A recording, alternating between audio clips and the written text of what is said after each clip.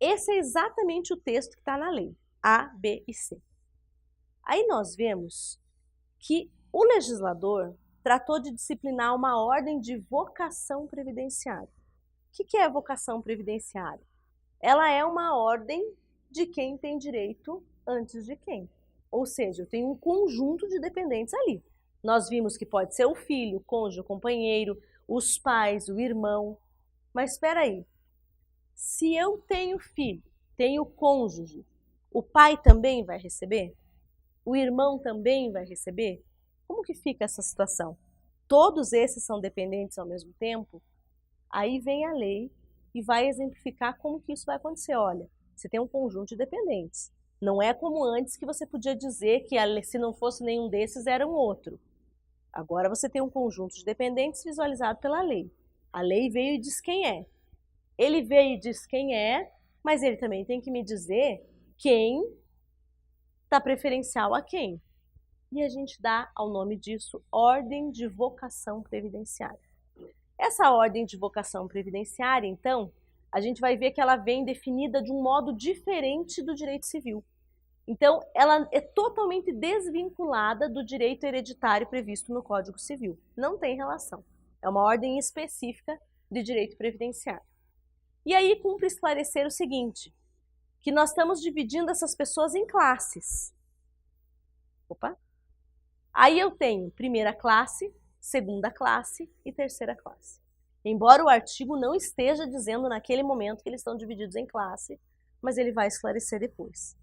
E aí eu divido essas pessoas em classe. Quer dizer que o cônjuge, a companheira, o filho ou o equiparado ao filho, não emancipado de qualquer condição, menor de 21 anos ou inválido, ou que tenha grave deficiência intelectual mensal ou deficiência grave. Aqui já estou com a redação sem aquela minha ponderação embaixo. Então aqui já tirei aquela parte do mais ou menos relativo, tá?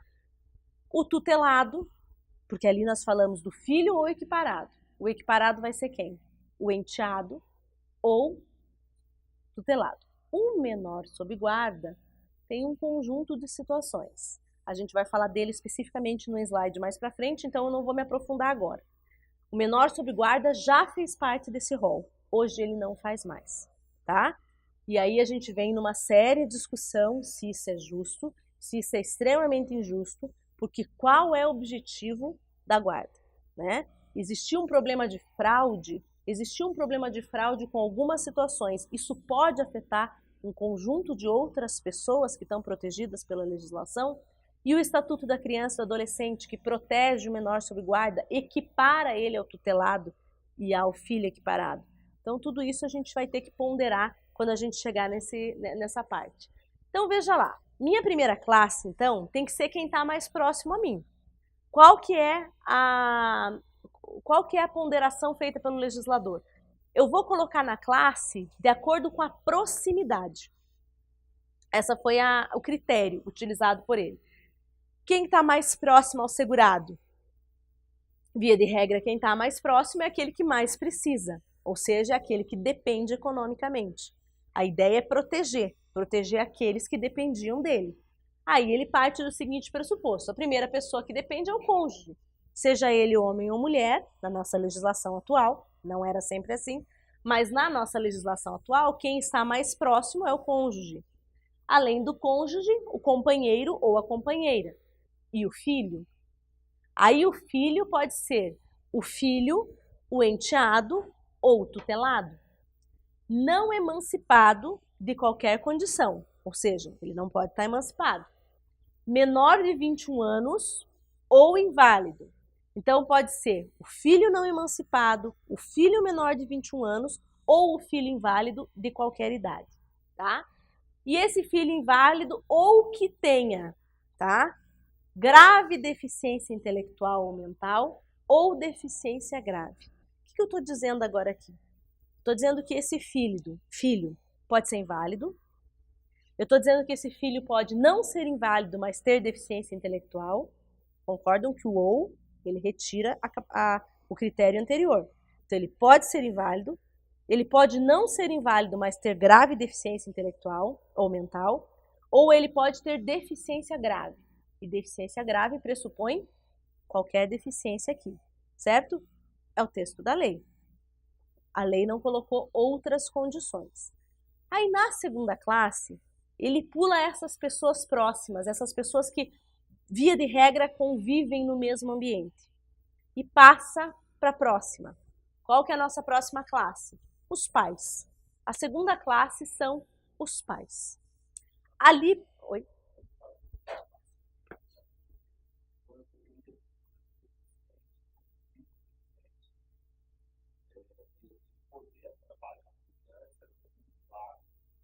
Sim. Exatamente. Isso.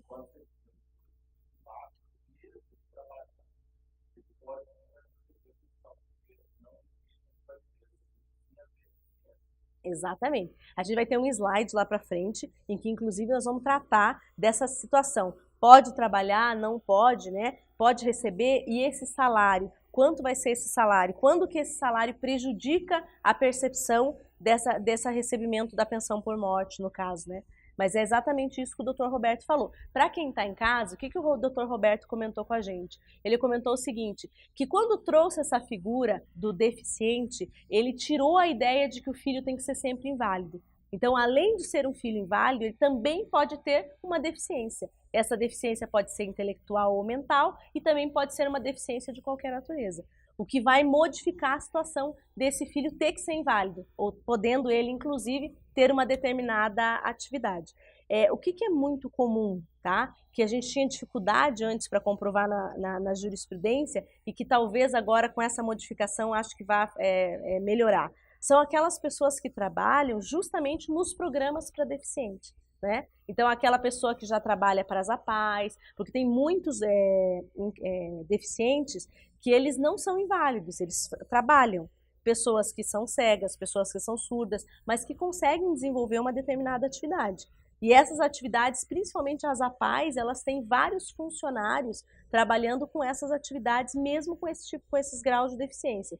E essas pessoas vão poder lá na frente, mesmo tendo suas aposentadorias, digamos assim, elas vão também poder acumular, por exemplo, com uma pensão por morte advinda de um pai ou de uma mãe, né, sem ter o problema de perder o benefício. Mais ou menos isso, né? Então, o que mais? Aí a segunda classe são os pais. E aí eu pergunto para vocês, tá escrito ali madrasta, padrasto? Essa é a primeira pergunta. Ali só tá pais por enquanto, certo? Mais pra frente nós vamos ver isso. Terceira classe. A terceira classe, vocês vão ver que é muito parecida com a primeira no tocante ao filho, porque é o irmão. E todas as condições que cabem para o filho são as condições que são cabíveis aos irmãos. Ou seja, não emancipado, de qualquer condição, menor de 21 anos ou inválido, ou que tenha grave deficiência mental, intelectual ou deficiência grave. Tá? Então veja, o que nós estamos dizendo aqui? Nós estamos dizendo que nós temos, em primeira classe, aqueles que via de regra convivem com o segurado. Marido, mulher, companheiro, companheira, filhos. E os equiparados aos filhos. Equiparados aos filhos são enteados e tutelados. Então, via de regra, eu tenho essas pessoas. Para os filhos enteados e tutelados, vai ter aquela regrinha ali. Tem que ser menor de 21 anos, não pode estar emancipado e tem que ter, ou que tenha, né, seja inválido ou deficiência intelectual mental ou deficiência grave. Essa mesma regrinha cabe para o irmão. Se o irmão se enquadrar nessas mesmas condições, ele também vai ter direito a ser dependente, tá? Então, essa é a ordem de vocação previdenciária. Aqui eu defino as classes. E aí nós vamos ver as regrinhas da classe. O que é essa regrinha da classe? Opa! Cumpre esclarecer que os dependentes da primeira classe possuem dependência econômica presumida. O que significa isso? Significa que essa dependência econômica presumida, eu não preciso fazer a prova. E em alguns casos, já foi definido pelo STF, que essa presunção é iuris tanto. Não cabe prova contrária. Exemplo, tá? Um exemplo aqui que eu vou dar para vocês, que eu encontrei num julgamento dentro do Conselho de Recursos da Previdência Social. Nós tínhamos uma filha, e essa filha não conseguia fazer a prova da paternidade. Então, ela estava tentando provar a paternidade, e quando ela pegou e conseguiu fazer a prova da paternidade, já fazia lá uns 4 anos que o pai havia falecido. E uma das conselheiras do governo, que era a relatora do processo, ela negou o direito dela de receber, porque ela conseguiu fazer a prova da paternidade, conseguiu a inscrição dele, que ele ficasse com o nome dele na certidão de nascimento, isso 4 anos depois do óbito. E aí, qual foi a alegação da conselheira que representa o governo? Que ela não tinha direito, porque nesses 4 anos após a morte dele, na verdade a vida toda, como ela não tinha pensão dele, ela nunca precisou dele. E que se ela nunca precisou dele, se ela sempre conseguiu viver com o dinheiro da mãe, ela não tinha dependência econômica e que por esse motivo ela não preenchia o requisito necessidade. Então, só para vocês verem o quanto isso é absurdo. Por quê? Porque a esposa, um exemplo aqui, ela pode receber, inclusive, mais do que o marido. E ela vai receber direito à pensão normalmente, porque independe da necessidade. Por quê? A primeira classe tem uma presunção presumida.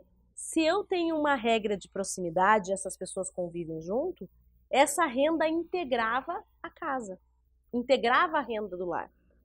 Então, não há que se falar nesse caso, para cônjuge e para filho, essa presunção ela não admite prova em contrário. Eu poderia usar a frase para a primeira classe, mas não é o caso.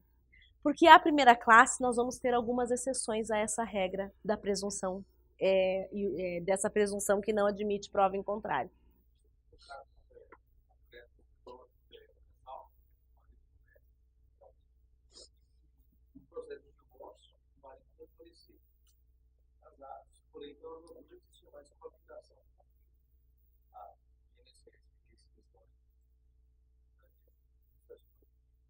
Então, o colega perguntou o seguinte, ele tem um caso no escritório em que o casal estava em processo de divórcio e o homem, né, faleceu.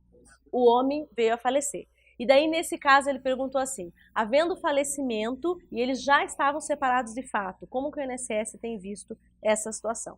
Então, como que funciona? Essa separação, essa separação de fato, né, no caso, ela não tinha ainda operado efeitos civis, porque ainda no papel eles estavam casados. Via de regra, o que a agência da Previdência Social vai pedir? Certidão de casamento. Tá? Então, isso é no dia a dia da Previdência, o que a gente verifica? Certidão de casamento.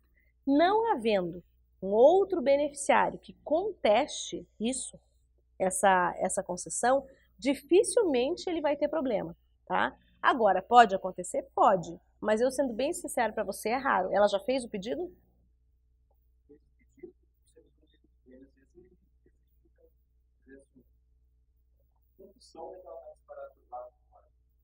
Mas é porque ela deve ter comentado, né?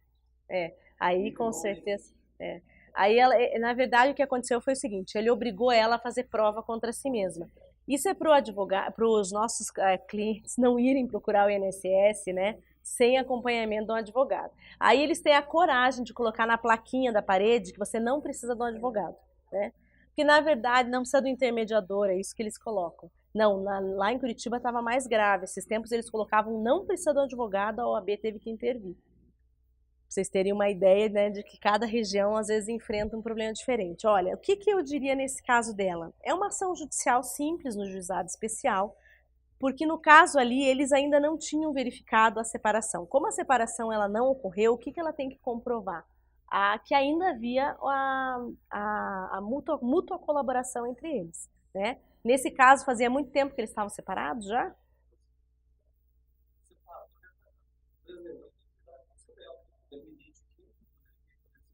Uhum. Nesse caso é mais simples de tratar, porque ela tem todo um argumento de que, no caso aqui, o que o nosso colega citou? De que ela sofria agressões físicas, ele era dependente químico e veio a falecer, inclusive, em virtude disso. Então, nesse caso especial, ela vai ter ali vários argumentos para o motivo em qual eles deixaram de habitar em conjunto, mas que o direito dela de alimentos, ele persiste inclusive no direito civil. O que diz o direito previdenciário sobre isso? Tá? A gente vai ver um pouquinho mais para frente, mas eu vou adiantar aqui. Ele fala que mesmo que haja a separação de fato, ou até mesmo a separação judicial, mas havendo a necessidade superveniente que ela venha a ser comprovada, ou mesmo um direito que não restou formalizado por uma questão apenas de prazo, isso não vai ser o problema, porque o que ela vai fazer é prova nos autos dessa necessidade. Ela vai comprovar, na verdade, o padrão financeiro que ela tinha antes e depois, tá? Agora, o problema é se ele não auxiliava em nada, né? Aí a gente pode vir a ter um problema, por quê? Porque ela já estava separada de fato dele há muito tempo. Pode acontecer, por exemplo, não sei se é o teu caso, já vou aproveitar para um exemplo mais amplo aqui na aula. Eles já estavam separados lá há 5, 10 anos e ele não tinha nenhum auxílio financeiro para ela. Aí vai depender do caso concreto mesmo e das provas que você vai ter que produzir, tá? Mas...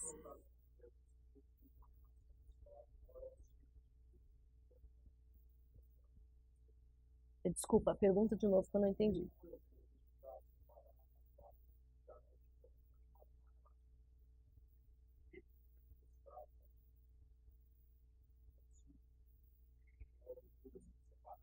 Então, a pergunta do nosso colega é a seguinte: se a pessoa está separada de fato no casamento, né, certo? E aí, separada de fato, ela vem a ter uma nova união estável. Isso. Aí nós vamos entrar numa seara bem complexa, tá? Porque, veja, o que eu tenho aí nesse caso? Para eu ter uma união estável, eu pressuponho que a pessoa não tenha impedimento ao casamento, certo? Aí nós vamos ter uma decisão da STJ, que o STJ vem dizendo o seguinte, que havendo a separação de fato há mais de 2 anos, eu posso sim ter condições para o casamento. É uma situação bem complicada, por quê? Porque não é o que diz a lei. A lei fala que eu preciso estar divorciado para poder me casar. O que os tribunais vêm entendendo? E aí eu vou dizer, olha a diferença entre direito de família e direito previdenciário. Eu tenho uma pessoa casada, como é o exemplo que ele deu. Ela está separada de fato há mais de 2 anos, mas ela contrai uma nova união estável. Esse concubinato é um concubinato impuro ou é um concubinato puro? Pela lei, ele é um concubinato impuro, tá? Por que ele continua sendo um concubinato impuro?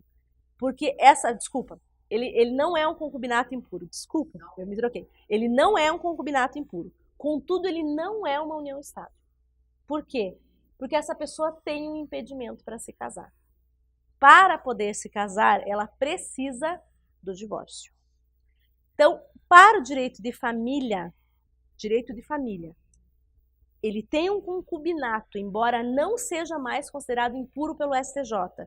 O STJ diz, se há separação de fato há mais de 2 anos, esse concubinato não é impuro, mas não passa a ser uma relação legitimada na lei, porque ela não é uma união estável. A união estável pressupõe que não haja impedimentos ao casamento. Isso é o que diz o direito de família, tá? O que diz o direito previdenciário? O direito previdenciário vem contra até uma tese que eu defendo, concedendo pensões quando fica comprovada que a separação de fato já havia mais de 2 anos. O que o direito tem combatido são as uniões concomitantes. Então, se eu tenho uniões concomitantes, um casamento e ao mesmo tempo um concubinato impuro, apenas o casamento recebe. Mas tem diversas decisões concedendo para a concubina também. Muitas. O que eu não estou dizendo, porque o que é a alegação, tá, dos juízes que concedem? Que o direito previdenciário tem que tutelar a realidade fática. E a realidade fática é que esposa e concubina dependiam daquele segurado. Eu discordo, aqui vai o meu argumento, tá? Eu sustentei no STJ e na TNU em 2009, num processo bem interessante, inclusive foi um processo que na época ele reverteu o julgamento e firmou um posicionamento da STJ. Foi um processo que eu fui até lá sustentar. E esse processo, a nossa argumentação no caso era a seguinte, nós defendíamos a esposa. Que, na verdade, o Estado, ele não pode legitimar uma situação que é proibida na lei, que é a bigamia. Então esse era o nosso argumento. Se a bigamia ela é proibida na lei, a partir do momento em que eu legitimo uma situação e eu concedo um benefício ao mesmo tempo para uma esposa e para uma concubina, eu permito, eu legitimo uma situação que é proibida, que é a situação da bigamia. Nós não estamos falando aqui do adultério, nós estamos falando da bigamia. A bigamia é crime. Eu não posso ter duas relações ao mesmo tempo. E se vem o Estado e diz, não, tudo bem, eu não posso falar no direito de família, mas aí eu venho e te concedo algo, eu estou fazendo uma outra coisa. Eu estou ferindo um contrato particular entre as partes. E aí, por um ato unilateral de vontade, eu estou mudando o beneficiário desse contrato. O casamento é um contrato civil.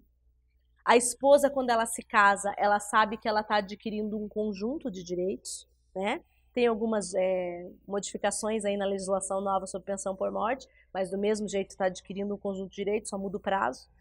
Mas quando eu adquiro esse conjunto de direitos, aí a minha visão, né, bem legalista da situação. Eu admito aqui que pode haver pensamentos diferentes, mas essa era a argumentação que nós usamos na época. Se ela está adquirindo um conjunto de vontades, não pode o esposo, um dos contratantes, mudar uma das cláusulas ao meio do contrato sem a anuência dela e isso modificar o direito que ela tem, que é o direito do pensionamento da Previdência Social. Tá? Esse é um pensamento de direito civil de contrato, uma relação de contrato. Fora isso, a ideia da bigamia. Com esses dois argumentos, a gente reverteu na época o posicionamento da TNU, que era um posicionamento que estava em 2009, concedendo benefícios para concubinato que acontecia, que a gente fala concomitante ao casamento.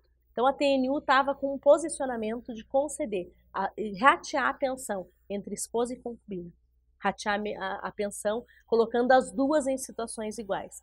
E aí a gente, na época, conseguiu reverter.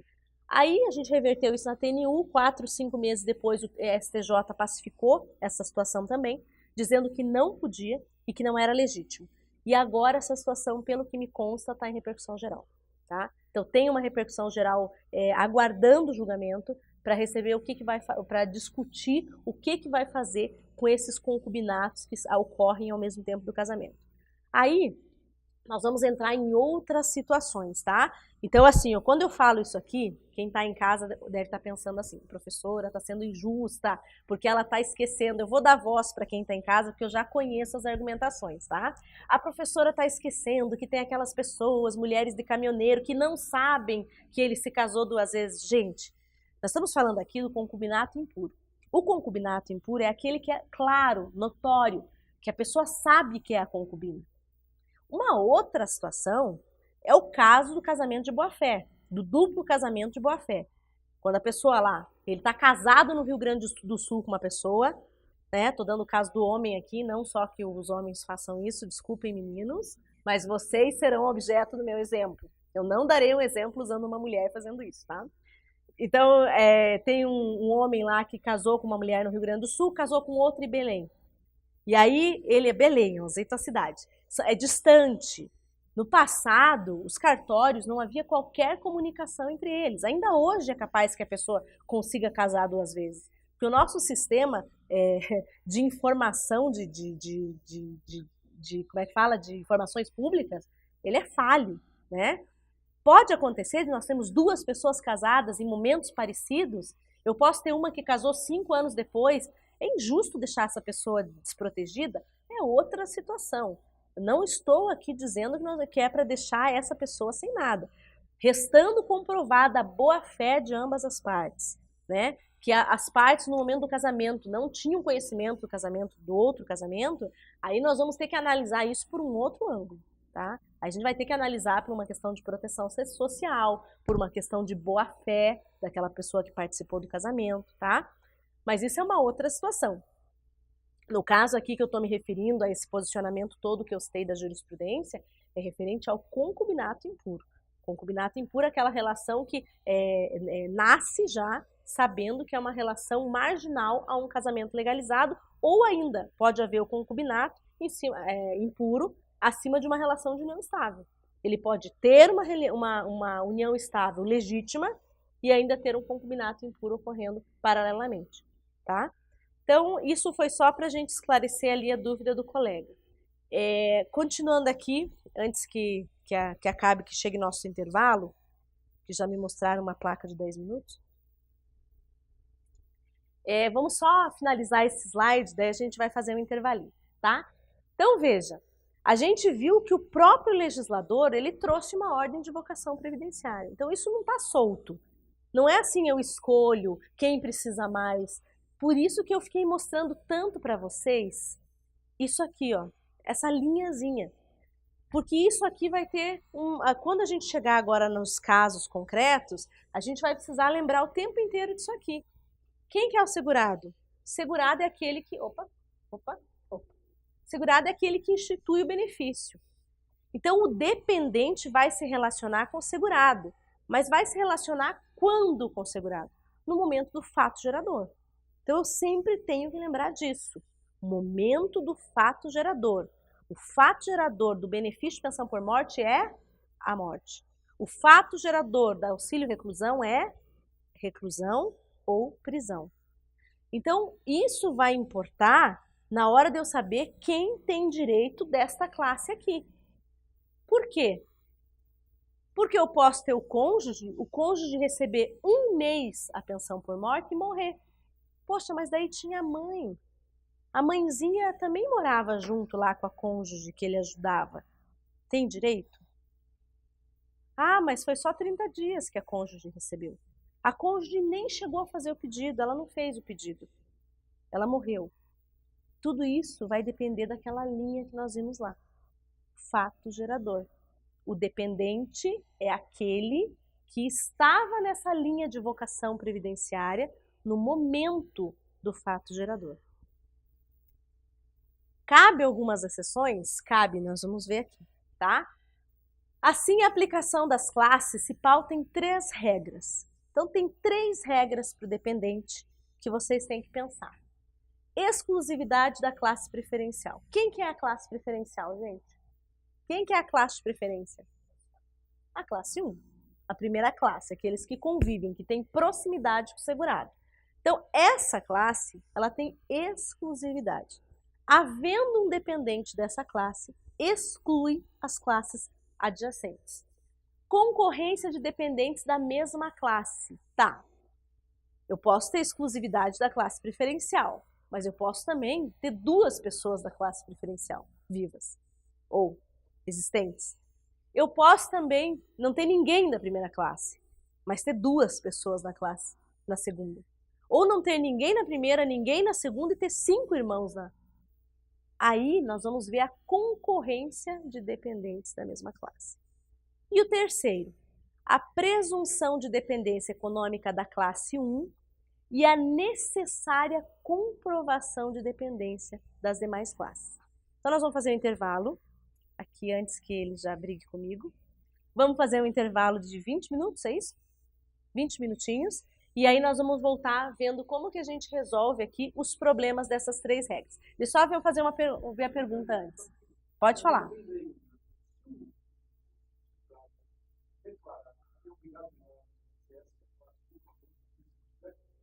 Seguinte, a pergunta do nosso colega, se o segurado ele é obrigado a declarar quem faz parte das classes dele.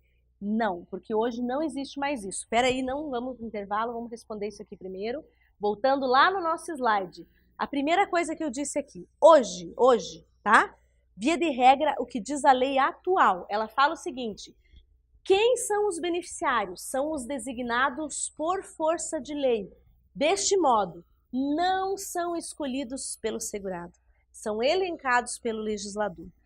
Houve no passado, vai ter um slide que nós vamos falar, a figura do dependente designado. Não existe mais. E mesmo quando havia, tá? Para não perder o fio da meada e a resposta não ficar completa.